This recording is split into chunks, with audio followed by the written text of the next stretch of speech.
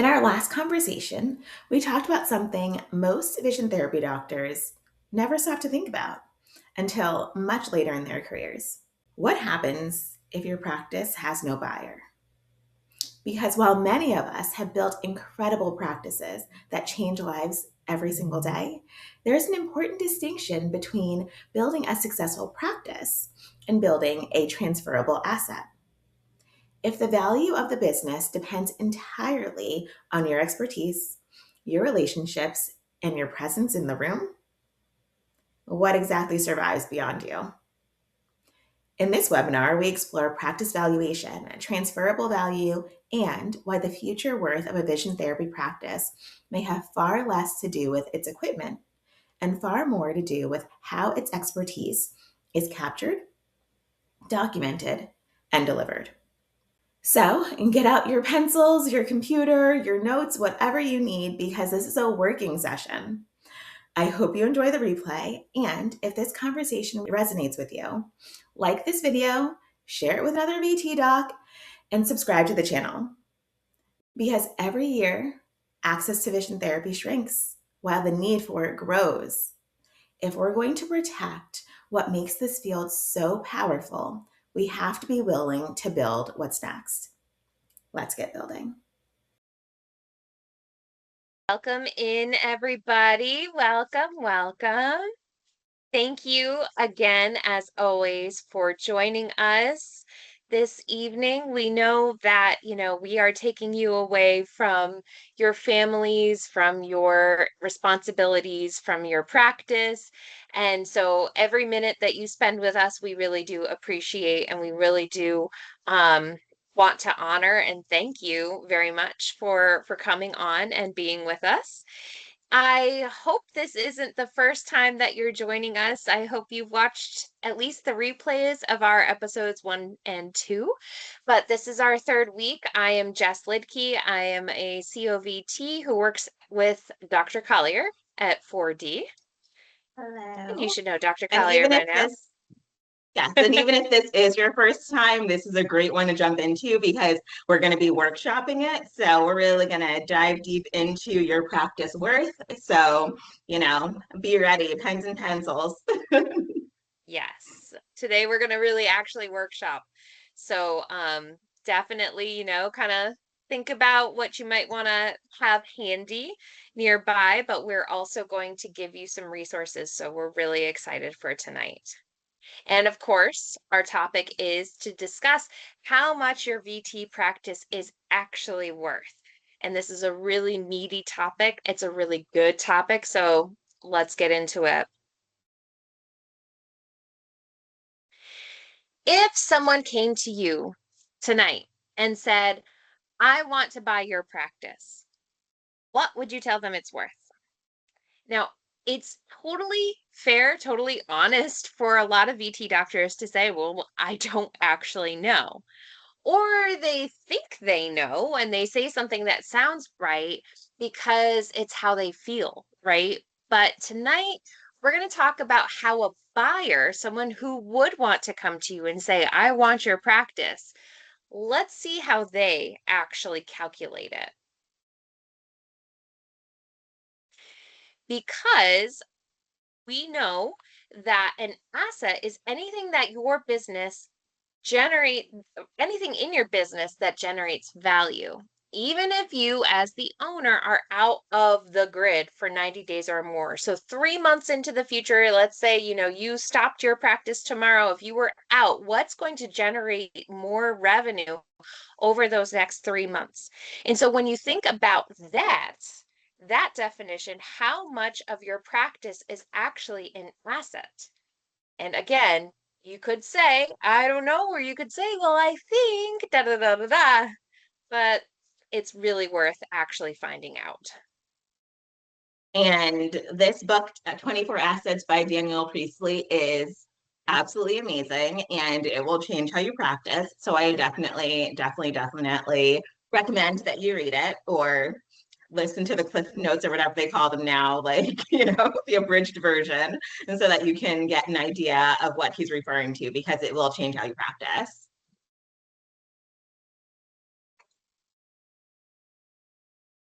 So tonight we have three goals. Number one is we're going to show you how a buyer actually calculates what your practice is worth. We know you don't have, well, actually, we don't know that you don't have an MBA, but we do You might. know that Yep. you might. But we do know that in optometry school, you aren't given a MBA, a de facto. You have to kind of learn how to be an entrepreneur, how to be a business owner, in practice in real life. So we're going to actually talk to you like you may not have that MBA. Number two, we're going to help you understand what's actually deflating that number. And you may be surprised by some of them. It's okay. We're in this together. We're going to get you through it. But because we're also going to talk about what raises your number and the three real practices at different stages of doing it. So we can show you like there are ways to build up your number, and here are some examples of people and practices who are actually working it in real life. So here's a really good question, and this is our first part for our evening. What does worth actually mean? Because the reality is that buyers don't pay for revenue, they pay for profit, and there is a difference. And I think that now what we can do is we can drop the worksheet into the chat so that you guys can follow along with that and maybe fill it out and kind of go along with it so that you can be thinking as we're going. All right. So here's the number that actually matters that we're going to be talking a lot about today. It's the EBITDA. EBITDA, EBITDA.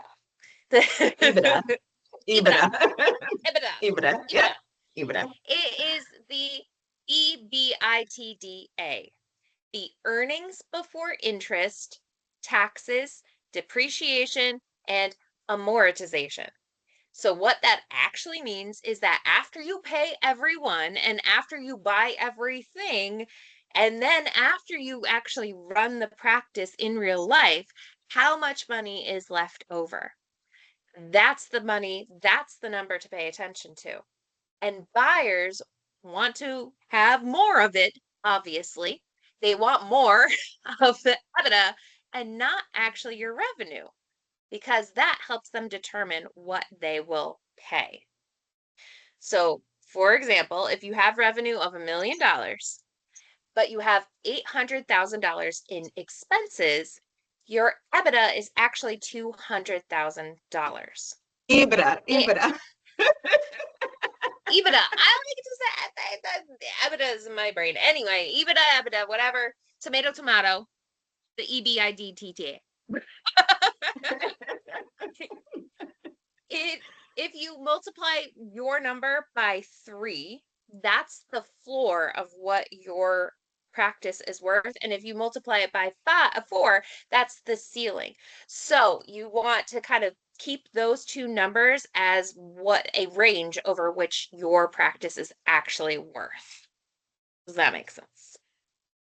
So there's one thing that I want to flag before you run this math, okay? Because it is the number one distortion that VTODs in practice, in VT practice valuations. One of the biggest questions that practice owners have is, where does my salary fit into this?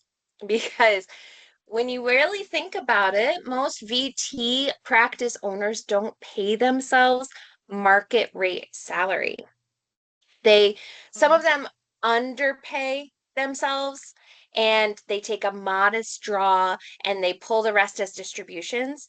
And that makes your EBITDA look higher than it really is, because a buyer who has to then hire a doctor to replace you has a real salary expense that your books don't actually show.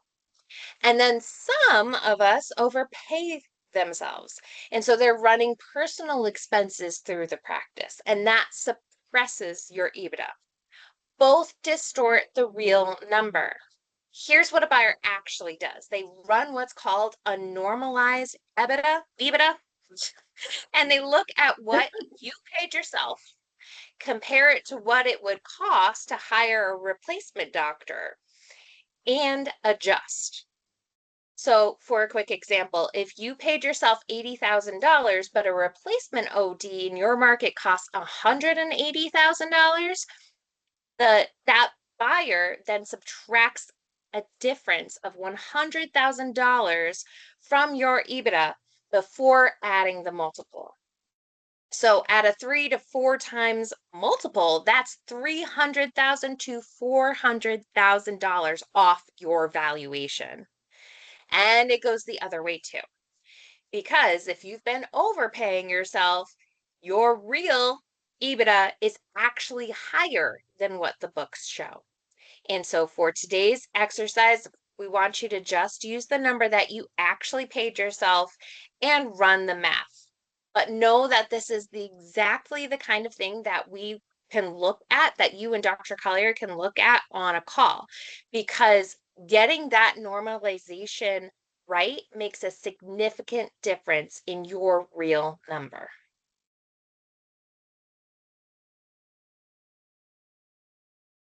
So this is where we can look at our worksheet that Kelsey just dropped in the chat. This is page 1, I think Kelsey's section 2. working on dropping it in the Oh, chat. Kelsey's working on okay. that. So She's working on start it. with your piece of paper. I'm sorry. Working on it. Okay. So we're going to get that in there. When you get it, you can find that on page 1. But for now, take a piece of paper and write down. You can feel free to approximate if you don't have your actual numbers on hand. We didn't tell you what to prepare. So if you can really think about it, approximate how much your annual gross VT revenue is, and then subtract your annual expenses. Of course, your actual facilities, your staff, your equipment, your insurance, any admin costs, all the different things that you pay for through the year. What is left is your EBITDA. And then when you multiply that by 3, you've got your floor. And when you multiply that by 4, you've got your ceiling. And there you have kind of your range that we're looking at. And I know that some of us might be tempted, if you offer more than vision therapy in your practice, to kind of conflate that number there. But what we're looking at is just your vision therapy revenue, because that's what we're really, really focused on. If you have a dry eye clinic, or if you sell glasses or anything like that, then your revenue will be different and your multiples will be different. So we're looking at just your vision therapy. We want to see how healthy your vision therapy arm is, if that's not your entire practice.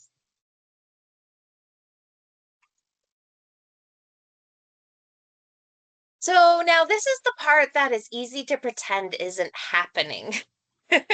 You worked really hard to build the practice that you did.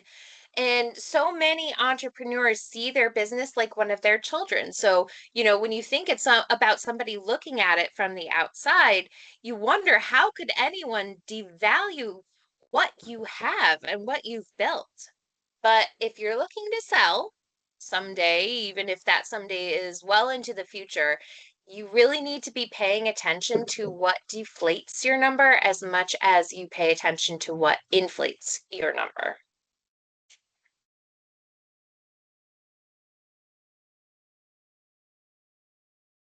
And so the first thing that a potential buyer is going to want to do is a billing audit. So there have been some big significant changes to how vision therapy has been able to be billed to insurance over the past couple years. And In if the you United have States. So in the United sorry, States, just yes. yes, because I know that we have some people here that are not from the United States, so then it's a little bit different. But yes. So yeah, your regulations may be different, and this may apply, may not. But here in the US, the 92065 number has changed quite a bit. And if you haven't caught up, if your billing system hasn't caught up, your EBITDA number includes revenue that won't survive that scrutiny of an audit by that potential buyer. So, because in 2022, the scope of what 92065 covered was narrowed. And so it used to be orthoptics and pleoptics, but the code description was changed. They removed pleoptics from that description. And so the code didn't go away. It was still there. You could still bill to it, but what it covered did change. And so if you were using 92065 for pleoptic style treatment after 2022, those claims fall outside of the current code definition. And then the year after that, 92065 became doctors only. That meant, like in our practice, Dr. Collier had to be actually performing the vision therapy, and I could not as her vision therapist.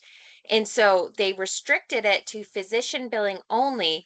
And if your therapist is with the patient and not the doctor, then you cannot bill 92065. So many practices haven't updated their billing workflow to reflect this, and that could be a big, serious issue because if you are going under severe scrutiny, you may actually owe money back. So let's be specific about that because it really does matter.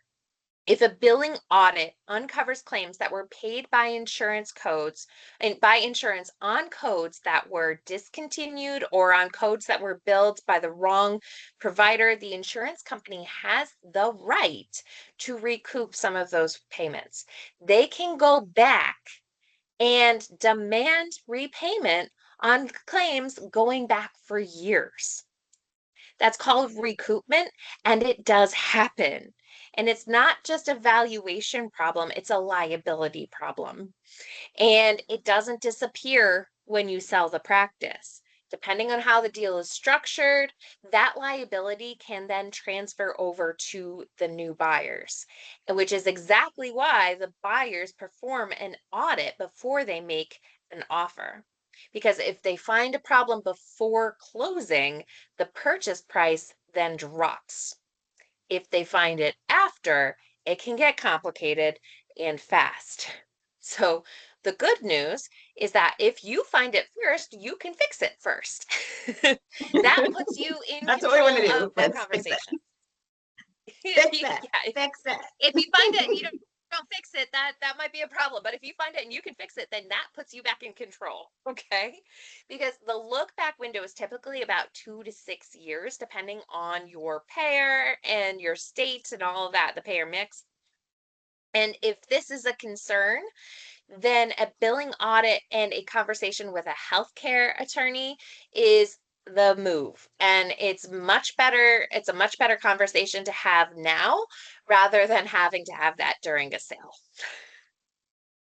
Exactly. And I know that some people are billing office visit codes alongside the 92065 or 92066, and you want to make sure that that's completely kosher with your state and that everything there is being run by a healthcare attorney. The other thing that some people do is a non-payable code. So you want to make sure that that's okay too and not consider balance billing. So we want to look at all of those things before we kind of bring things to the forefront as far as being bought.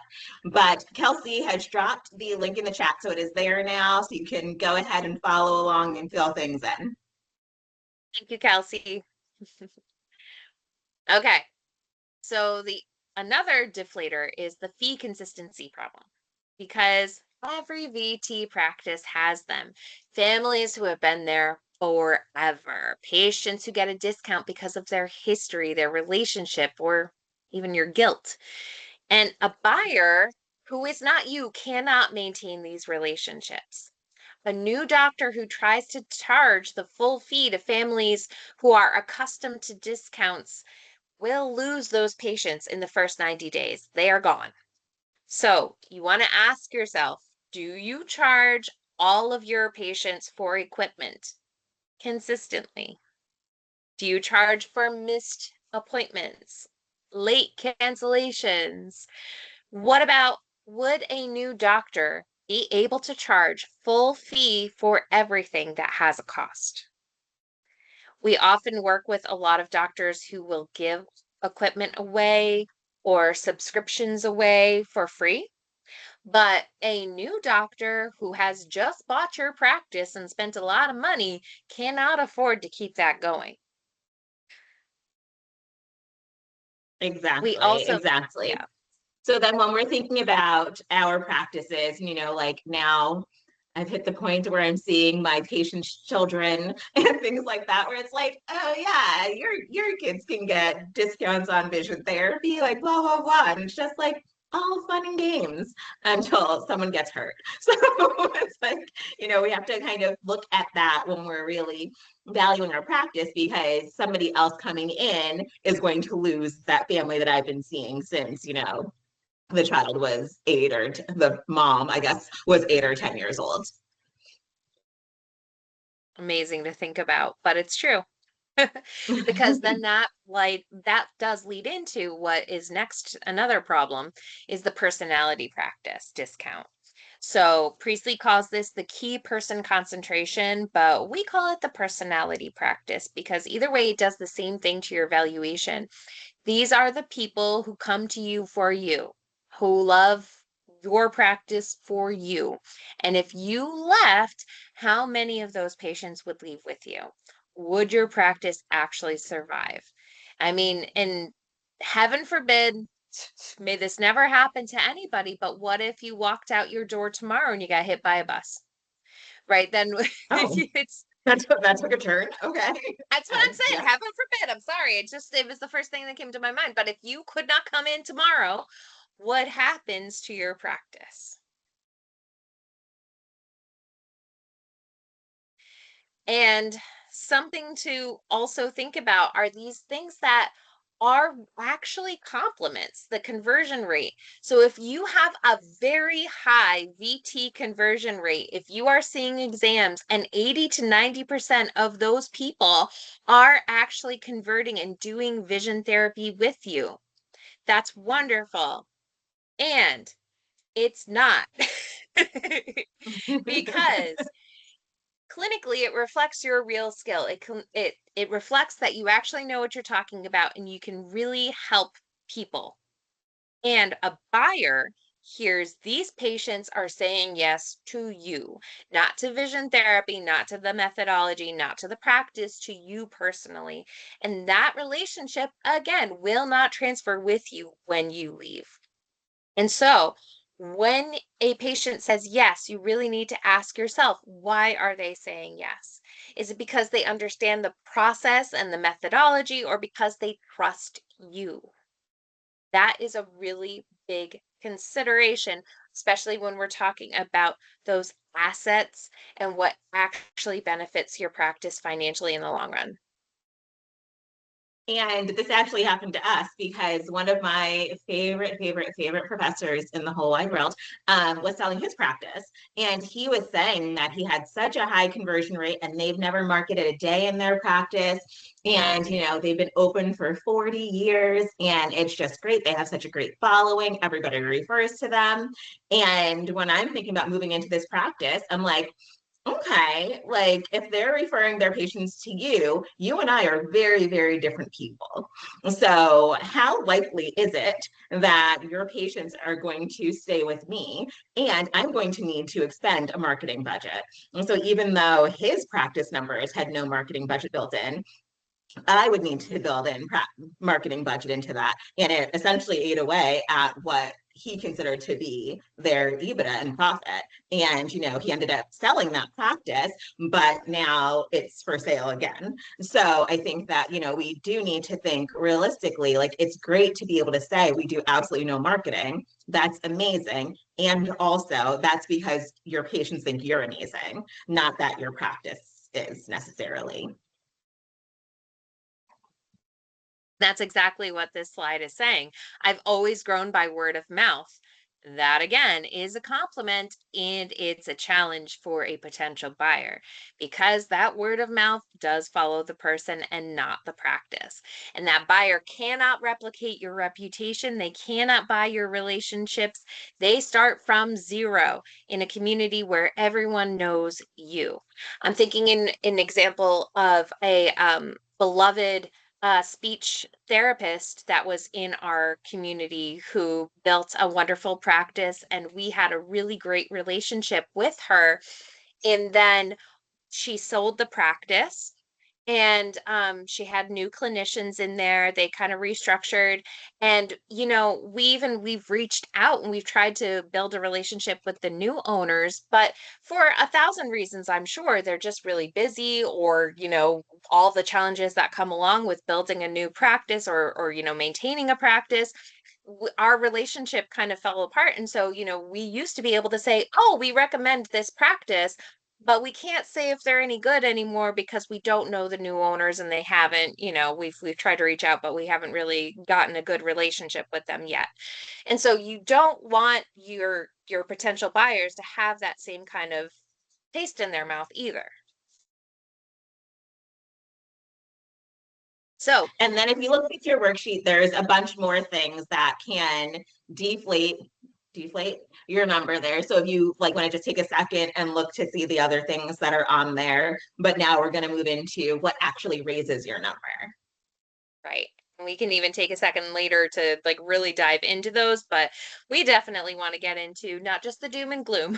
We also want to hype you up and know you have some really great assets, and you can have even more great assets that raise your number, because every one of these that we're about to talk about raises your EBITDA multiple. And some of them you can start building right now if you don't have them already. So these multipliers are listed on page 2. They're on section 4. So I want you to look at what's happening for you right now, not in the future, and not, something that you'll figure out. It's figure out what is working in your favor right now. Do you have a documented methodology, a practice where your clinical approach is written down and trainable, and that is worth more than one that just kind of lives in one person's head, just kind of up here? Do you Or have even two people, practice? because some people That's have okay. a main therapist that's amazing. And, so it's like it lives in both of your heads, which is great. And also, the buyer needs to think, is that other person staying when you leave? Because oftentimes what we see is that's not what happens. And obviously, we can't require them to stay. Somehow private equity does some sort of things where they can require people to stay. But for your vision therapist, they can go whenever they want, as we all know. So we all know way too well that they can leave whenever they feel like it. And so you having this, main person that might stay is not something a buyer can bank on. Exactly. And do you have practice-based referrals, like we were just talking about? Referrers who send to the practice and not necessarily the person are an asset that a buyer can count on. Do you have the clean and current billing? Because that audited practice that bills correctly adds confidence. A new buyer really wants to not have any risk in their billing and in their audit. Those just lower the multiplies. So no multipliers. So if they can be confident in that you've been billing correctly for the past few years, they're going to breathe a lot easier. And finally, do you have platform-based program revenue? So do you have revenue that exists independent of your schedule? And we've talked a lot about that in our past couple episodes here. You earn that revenue when you're not even in the room, and that is an asset that a buyer inherits. And so let's look at where real practices are actually making this happen for them. So we have a sample practice number 1. They're out in Colorado. They were a 7-figure VT practice before they even started working with us. They were already invested in Vision to Venture when they decided that they needed to stop leaving money and their market share on the table. So they developed an entire ecosystem of at-home programs. And their first program is ready to launch. They have no new hires needed to make this happen, because they're positioned to capture real, like rural patients in their area that are too far away to travel. So they're really looking for the the families that know they need help, but they are hours away from their practice. Colorado is very large. Colorado is very rural in a lot of places, and families just cannot make the kind of trip that a consistent in-office VT program requires. And now they also have their revenue stream that survives without adding the doctor. So this is the asset that they've built while also reaching more patients, being able to help more patients, actually making a difference in the market that they could not make a difference in before. And interestingly enough, while they've been in vision dementia, they've had some staff turnover. And so they lost like 2 or 3 vision therapists, and that hasn't derailed their practice because they're building this digital program. Oh gosh, I'm jumping ahead. They're building this digital program that can help them with a wait list and all of those things. So even though they've had this turnover, it hasn't kind of thrown them for a loop like we know it does in a regular practice without a backup plan. So then we move to our sample practice number 2. They are a sports VT specialty practice, and they have clients that fly in from all over the world to work with this doctor. They built a digital program to serve the athletes who can't travel to them. Not every athlete can get to where they are from wherever they are in the world, but this particular doctor has created quite a following internationally. And so he built that digital program to serve those athletes. His first sale was a pre-sale. The program sold before it was even finished. He had not put all the pieces necessarily together, but patients knew that this was going to help them because of the way that he positioned it. And now he's earning from work that he's already done, not from new chair time, right? So again, it's that revenue that follows the methodology and not the actual doctor. He doesn't have to actually do any extra work. It is his methodology that creates that asset. And that's the thing. So he like put it out there for pre-sale and was like, okay, we'll see what happens. And then 3 people bought it. And he was like, uh-oh, I guess we're doing this. Guess we're gonna be ready. It's happening. It's happening. Yeah, exactly. And well, this sample practice looks very familiar because this sample practice is 4D. There are 10 digital programs, one for every stage of life, toddlers through seniors, that 4D Vision Gym has developed and delivered. We have, in August of 2021, we had one program. It was pre-sold before it was finished, just like our previous example. But then we started to grow and we had programs added every year. And more of our revenue runs without the doctor, without Dr. Collier needing to be personally involved in every one of those patients' care. And today we have the 10 programs. We have every stage of life covered in a digital program. The revenue runs without needing more time from Dr. Collier, without needing more time of me as the vision therapist. We have generated $400,000 plus in digital revenue since August of 2021.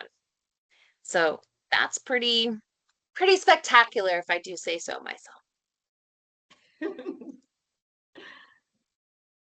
Okay, so let's put these numbers together. Let's actually do a live calculation.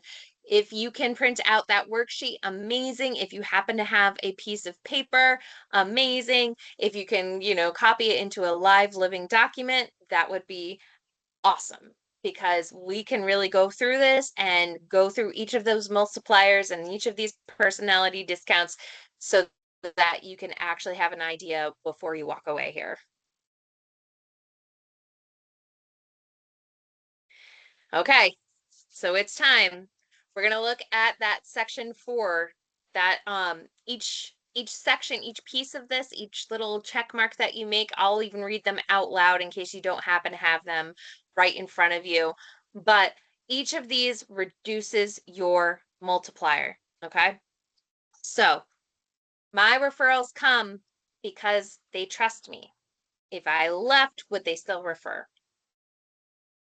If a new OD walked in tomorrow, they'd need a long time to actually learn how I run my program. My conversion rate is very high, 80 to 90%. And patients sign up because of how I explain it. I'm not sure another doctor could do the same. All of my new patients come from word of mouth. I've never had to advertise. 5.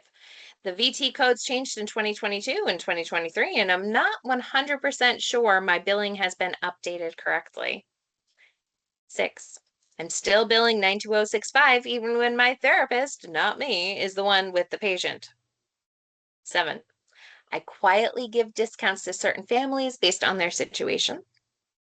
8. Different patients pay different amounts for the same service depending on what feels right.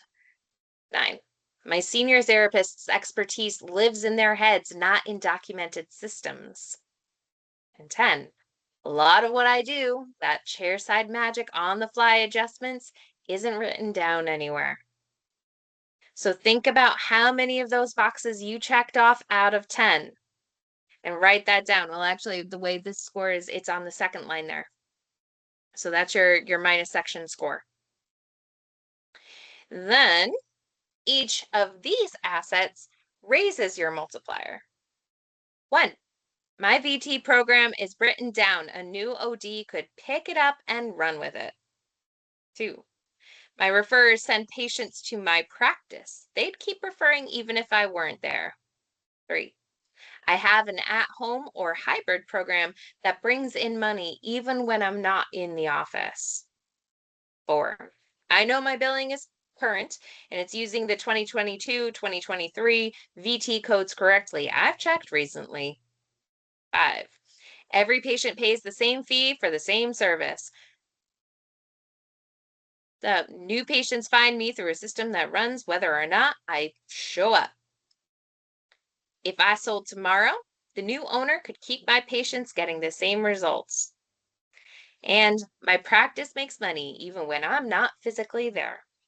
So how many of those boxes are checked?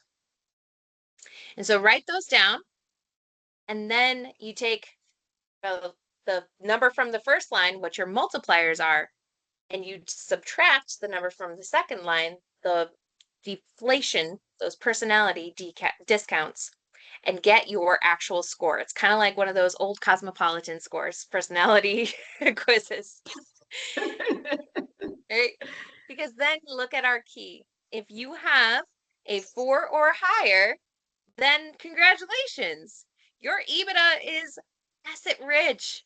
A buyer can run it without you, and they are probably going to want to offer you what's close to that ceiling. If you have between 0 and 3, then you've got 3.5 times. That's pretty good. Solid practice with, documented gaps that you can do something about. And the good You're thing kind of, about knowing the sorry. documented gaps is that you can start doing something about them now. And so, even just running this exercise, you can start right away doing something about where those gaps are to raise your projected EBITDA. Exactly. If your number kind of runs towards the negative, from -3 to -1, you're looking at about a 3 times multiplier. That's a personality practice, though, and the doctor is the product.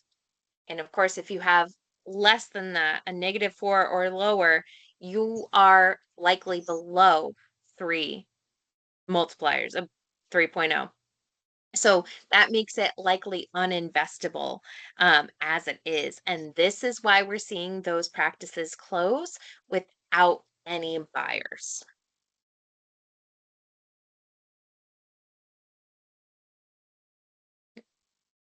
So when you calculate the gap between what you'd accept and what a potential buyer would pay, this gives you a much clearer picture of your practice's financial future as an investable asset, of course.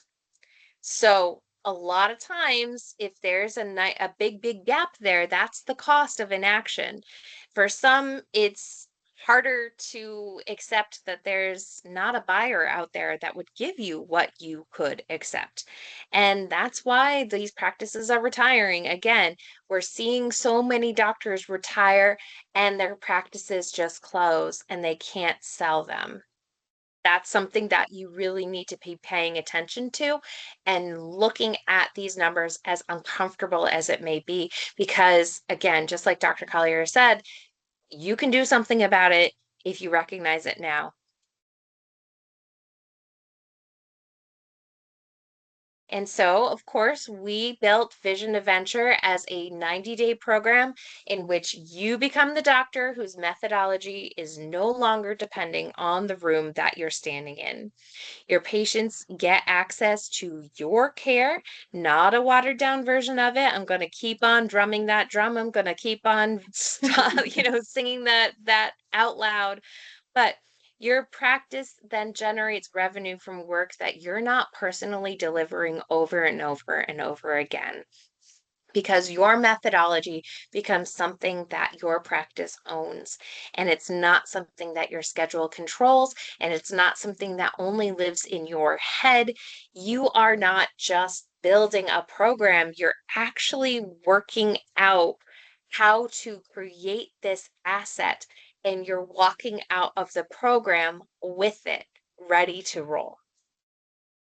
So, of course, we always want to encourage you at the end of these calls. You probably know by now, we want to encourage you to hop on to this link and schedule your call with Dr. Collier, because it's really an important thing to do, to look at your practice. And we want to help. We want to see the future of vision therapy. We want to see our profession and the thing that we love and the thing that we know creates so much change. We want to see it continue. And we know that you have genius, and we know that you have, so much to offer to so many more patients than you are currently right now.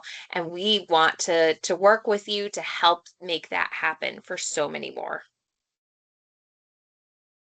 Okay, great. And then let's just see if there's any questions or anything in the chat. No, it looks like I we're don't think good. So so. thank you guys so much for joining us. We hope that this was eye-opening for you and that you got some pointers on how to increase the value of your practice. And, sometimes it's good to just step out of it as the emotional connection that we have to our practices and really see, okay, on paper, somebody who has no emotional connection to my practice at all, what would they actually be willing to invest in this thing that I've spent my entire career building? And if that number is not matching what you would like it to be, then there's a lot of changes that we presented tonight that could help you do that. So we hope this was helpful. We hope that, we can really start to view our businesses from more of that CFO perspective and not so much, founder operator, and really go from there. So if you have any questions, let us know. And then we will see you next week for our last one of this series. Have a great night. Night, everyone. Thank you.